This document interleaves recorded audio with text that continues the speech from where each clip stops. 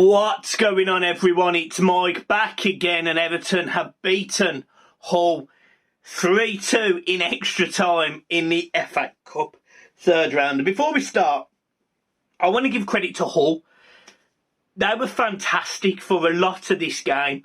They come into it, as I said in the preview, I said they were being inconsistent. They've lost the last two, but before that, they were unbeaten in 7. You know, this is a Hull side that have got some genuine quality. I think it was Eves or Evers up front for them. Big, strong lad, good player. The lad at the back as well, the centre-half, good player.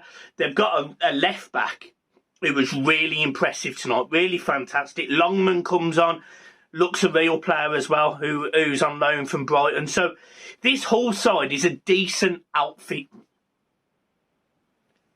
But let's remember, there is 23 or 4 sides in between Everton and Hull in terms of the football pyramid as of right now. And it wasn't obvious. The first 15 minutes, it was all Hull. Everton were not in this game. We looked like a League One side. And I did a little half-time review, and it was a bit weird really going through it. But in the first half, the first 15 minutes, Everton were nowhere near in this game. Like, nowhere. Hull were brilliant. They were aggressive, and they got that goal early. Just like I said on the preview. So make sure you listen to me more often. You like and subscribe. That's the only plug I'm doing for that. So just make sure, if you're new, like and subscribe. And if you're not new, send it to your friends, and they can like and subscribe as well. However, the ball gets it's a free kick. The ball gets whipped in. I think it's Honeyman that whips it in. Anyway, I think it's Smith. Young lad. It's a good finish. It's a good finish. And it makes it 1-0 after 1 minute or 1.5 minutes. And you just know. You just sit there and think, right, if we stay this shit, this could be like a 2 or 3-0, this could. Like, seriously, we were that bad. It could have been worse. We were embarrassing. They have another chance. Begovic makes a really good save. But as we get into the game, we get better. And we start to get on the ball a little bit more. There's a player I'm going to mention in a minute who got substituted in the second half. But I thought in the first half, it was quite poor. And that was Andre Gomez. It was really weird. So hold for what I'm about to say about Gomez. But he wins the ball back. The ball gets played forward. And then Damari Gray, Anthony Gordon managed to essentially just do a 1-2, just around the Hull sort of 2 centre-halves, a left-back or right-back, etc. in the midfield. But they play some lovely football. Damari Gray into Anthony Gordon. Little touch back inside, and he slots it past the keeper and makes it 1-1. And Everton are backing it. We're backing it. And at that point, we then take over. Again, decent football, but Hull are still having chances. They're still creating opportunities here. Ball comes over. I think it's Kenny. Kenny chips the ball in.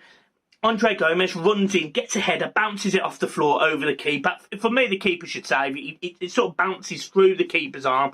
Anyway, makes it 2-1, and Everton ride it out until half-time.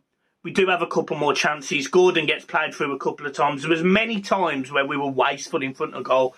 Gordon and Damari Gray was wasteful in front of goal today. And we rode it out. In the second half, Gomez was different, and this is where I'm going to go into it. Gomez was getting the ball on the floor and playing it from feet to feet. He wasn't trying to play long balls. He wasn't trying to get the ball in the air, because that seems to be an area that Gomez, whatever reason, isn't great at. He used to be great at pinging passes, 30, 40 yards. Not anymore, but he was neat and tidy when he was in the second half. He sort of dominated that midfield in terms of the passing element. And we just sort of moved a little bit better. We were more free. You saw Damari Gray dropping deep, carrying the ball forward. Allen was doing the same, carrying the ball forward. And look, I'm not going to say we were brilliant, but I thought we were the better side in the second half. And a lot of it was down to how Gomez was sort of moving players around him. And I was, bearing in mind, I'd criticised him in the first half on my Instagram Live. Go over and like that, by the way, because I'm off Twitter now. I thought that's a decent step up. I thought fair play to him. So you know, I was happy with Gomez's contribution today. You know, there's one point where he's getting the ball in his chest, he's taking it on his foot, lovely little turn, playing it out, he's carrying the ball forward as well, beats a man, plays into Marvin Gray, should do better. But all in all, we were all right for 70 minutes. And then the Hull manager, I can't remember his name, I think it's McCann or McCall. However, he makes a sensational set of substitutions. He brings on 3 players, Huddleston, Moncler and Longman, and all of a sudden the game turns. Huddleston does fantastic, ex-Premier League player, we all know him, he's got a thunder cunt of a left foot.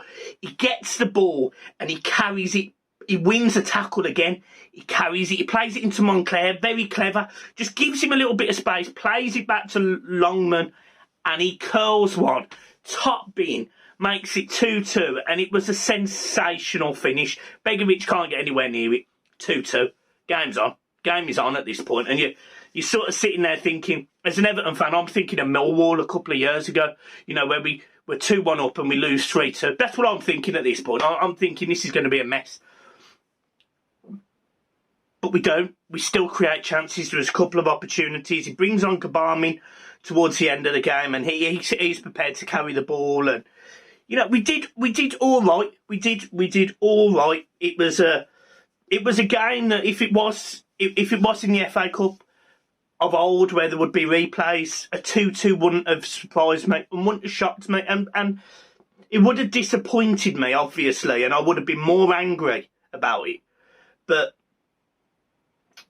having in that extra time does mean we can try and kill off the tie, which, you know, with the players not playing the extra game, maybe that helps. So yeah, again, I'm not even going to mention Rafa yet. I'm going to come on to Rafa in a minute because I think some things need to seriously be said about him. But we go into extra time, and Andros Townsend's come on at this point. Credit to the club, by the way. He broke his foot. What was it? 4 weeks ago, 3 or 4 weeks ago in the Palace game. Breaks a bone in his foot. He's trained all week on his own to try and get fit. Comes on, step over onto his right foot, and absolutely smashes it. Now the keeper should save it again. The ball swerves to his right, and he goes to his right. But as he takes that step, the ball comes back to his left, and he only can get a fingertip on it because of that step, and that's cost him. That's cost him saving that shot. And Everton go 3-2. Then there was numerous chances.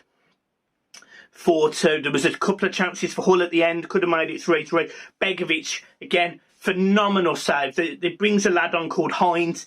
He does really well in the box, gets his shot away, and Begovic, which is standing there essentially like this, in this pose, he manages to he almost seat drops, but gets his left arm to a ball that, honestly, I don't know how he saved that. And I'd be surprised if many people would save that in that situation. It was such a good save. And it was really, that was really positive. We got the result. And that's what matters. Now let's talk about the negatives, because there is loads. There is loads. Everton were 2-2 drawing with Hull. Hull played us off the park for the first 20 minutes. The players had no idea about shape. We got outrunning midfield again. Allen and Gomez don't work in the middle because Gomez gets sucked out of position. So as good as he is with the ball at his feet, he's terrible with it without it. He's in all of the wrong spaces. Allen did really well, battled little tackles, but he was completely at times it was 1v3 in the middle of that park. Set up completely wrong. He's set up with 5 defenders again. And look, this isn't a Rafa bashing. I'm not going to sit here. I'm stating facts. He sets up with 5 at the back, away at Hull in the Championship. And we looked much better when we were more of a 4 at the back. We looked loads better. So we've seen it now in the last 2 or 3 games, and it's shocking. It doesn't work. We've seen Rondon start a game again tonight.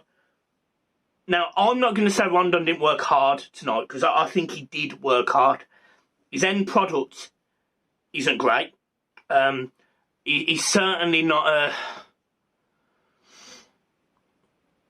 He's not a Premier League striker. He's not a Premier League striker anymore. You know, Lewis Dobbin comes on at the end and he's prepared to break the lines. He gets the ball, he does a step over, he wins a corner for Everton by beating a man. You know, Even Cenk Tosun come on for the last 3 minutes and gets a shot off and almost scores, gets a corner.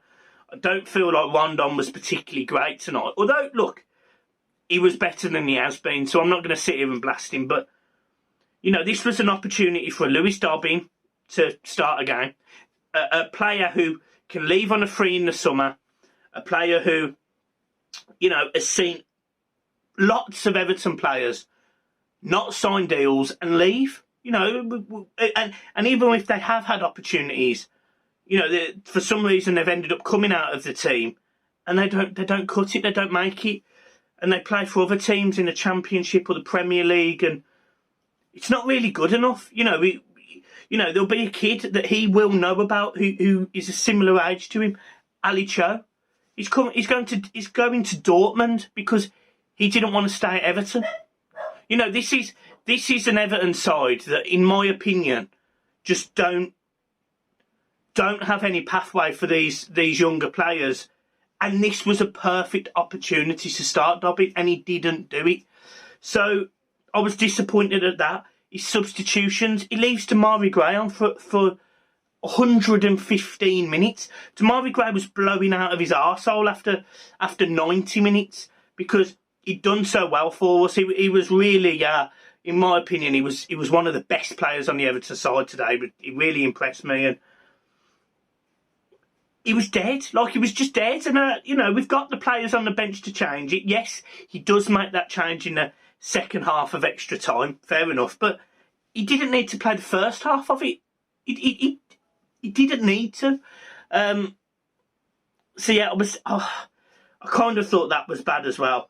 But two things did also surprise me today, and that was the ball carrying from Michael Keane and Ben Godfrey. On two occasions, Michael Keane gets himself from his 18-yard box, playing lovely little 1-2s and shrugging players off and getting a shot off at goal. Ben Godfrey does the same down the sort of left-hand centre side of the pitch.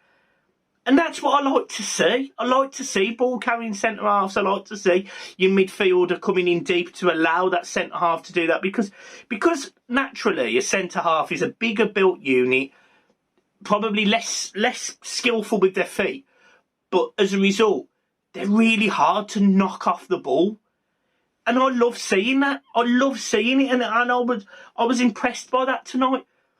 But again, it's the defending. The defending is not good enough. And look, if you'd say to me now, if somebody said to me now, look, Mike, we've got a result against Hull. We did. It took extra time, but we've got a result against Hull. Are you happy with Bentiez? No, I'm not. I still think he's setting up wrong. I still think the only reason we won today wasn't because of his tactical changes, it was because the players on that pitch were better than the Hull players on that pitch after 120 minutes. And Hull were really good. Like, it was, if you were going to say to me, which way is this going to go? I thought it was going to be close. I predicted a 2-1. It was 3-2, and Hull could score an equaliser at the end. It was a very, very tough game, and it didn't need to be. We could have, in my opinion, gone to Hull and set up to beat a team that is 20th after losing 2 games on the bounce. We could have done that, and we didn't, and that is still on Rafa Benitez. But look, if people agree with me or not, that's fair enough. It's only my opinion. I'm not sort of slagging him. I just don't think, tactically, Rafa gets it right. I don't think he does. I don't think he gets it right anywhere near half the time he should. In the Premier League, in the FA Cup, in the Carabao Cup, I just don't think he knows what he's doing. Debut today from Mykolenko. He wasn't massively in the game, and at times the game did pass him by. But I've always said this: coming into the English game, the Championship and Premier League from the Ukrainian league is a huge step up. And I'm not saying that Hull in the Championship are better than Dynamo Kiev. I'm not saying that. But what I am saying is the English game's tempo, even in the Championship, probably is faster than the Ukrainian league. I'm not saying the standard's better, but I'm saying that the Dynamo Kiev probably don't play at the same tempo as an Everton and a Premier League side, so it did take him a long time to adjust, and it will. And I'm not going to hold that against a 21-year-old or 22-year-old Ukrainian lad. I wish him all of the best, and I think he can have a bright future. The little touches he did after the ball, he was prepared to battle, got himself a cheeky yellow card, got a long throw on him, not short and slight. He will win headers. I'm all for that. This is a kid that's a young talent, so fair enough. I would have liked to have saw Patterson, but I appreciate he hasn't played much football this season. And in a game like tonight, do you really want to throw him in? But that is what it is. I'm not going to hold it against him. So, look, all in all, we got through. The last point I want to make tonight, and I'm not going to go into it mega. 2 points really, but it's the same basis. The officiating of this game was a disgrace. Everton definitely should have had 2 Stonewall penalties. On 2 occasions, either the hand was out here, or the ball on one of them was up here. Now, I get the rule changed from, being in a position where the ball hits your arm and it's really close, it's a yard away, and therefore it's not a penalty. It's not that rule anymore. The rule is, if your arm is in an unnatural position, it is a penalty. And on both occasions, in my opinion, they were in unnatural positions. Should have been penalties. There should have been penalties. There's not VAR in some of the fixtures, but there is in others, which again, I think is a disgrace. If you're not going to have VAR, don't have it at any of them, because it's not fair, because again, it's an unnecessary bias, probably towards Premier League teams, not Championship sides, Premier League teams, because VAR will be at the Premier League grounds.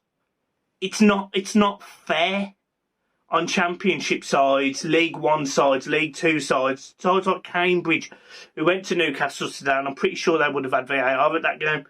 And if they got they didn't get given a penalty today, which was a Stonewall penalty, so maybe they didn't have VAR, maybe they didn't, but it's not right that it's only selected for certain games. That's my point. And another thing I'm going to make, Kevin Friend, there was numerous incidents, tackles that were not given cards, and I almost felt at one point like it was deliberate.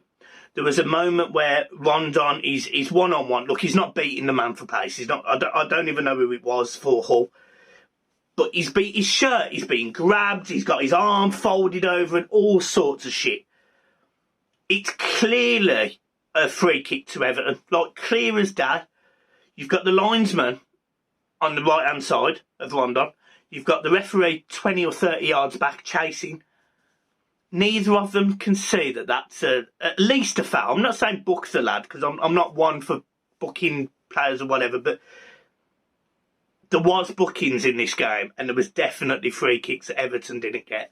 Definitely wasn't penalties, and I think it was really poor officiating today. Albeit the BBC are having a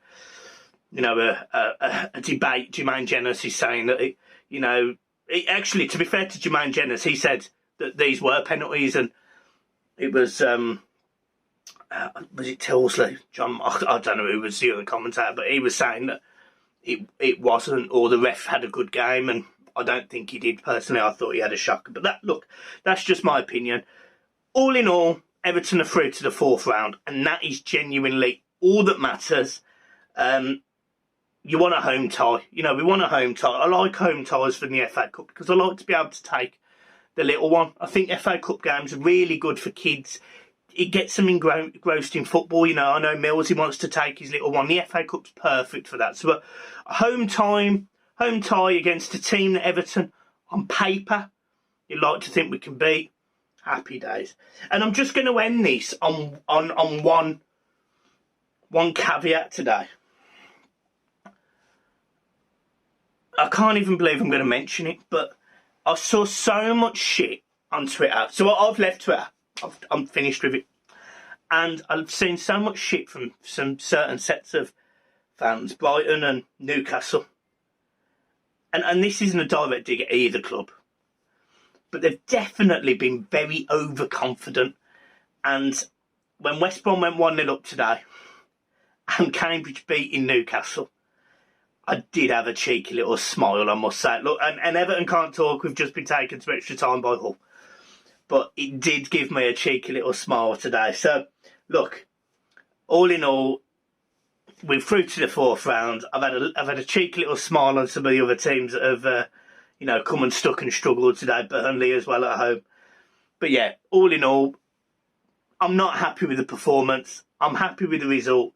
I'm not happy with Rafa's tactics. But we move. Guys, I'll see you soon.